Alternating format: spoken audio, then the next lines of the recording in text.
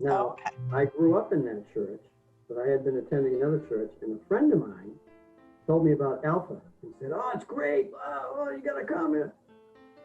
I said, "Oh, I know that church." And I said, "Yeah, that'll get me out of the house. I know that." And then I came to the church. He never came back. He didn't like it.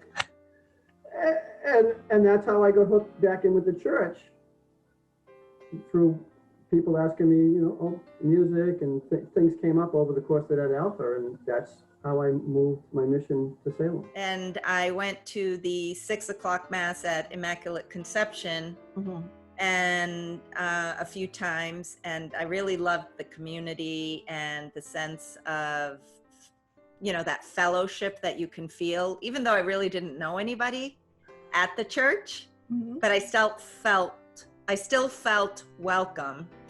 And it's, the people, because frankly, it is the people who are the church, right? It's not the building or anything like that. And so I could definitely feel that welcoming and community type energy or feeling.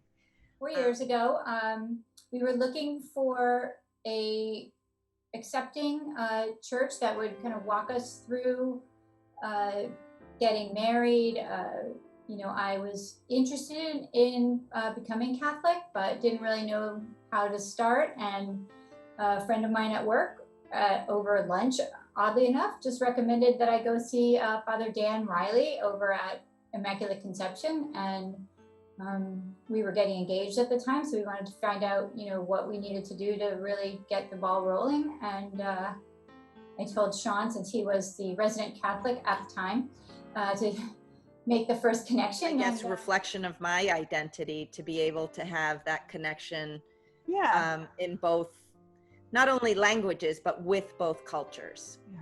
Oh, I love that. Yeah. And it's ultimately, it's the Catholic culture and family that, attracts me. But I do like that it's very much, so I feel like Mary Queen of the Apostles is very much focused on welcoming everyone. And it's also very Christ-centered. For me, at least, it was first meeting the people in the parish. We knew many of the people had been there for decades. And I remember one time was after Mass, you and I had gone to get just something for breakfast and to drink. And a couple walked up to us and said they had recognized us from Mass that we had just left and struck up a conversation with us. And we were really impressed by that. This kind of outreach to complete strangers, and they were welcoming us to the parish. And also just the conversations with people before and after, everyone was just so friendly and welcoming. We really feel like we've found someplace that's unique, and there's a wonderful community.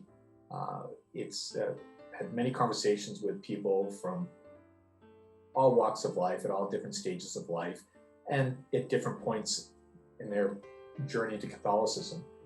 And it's really fascinating to hear what people have to say and what draws them to it.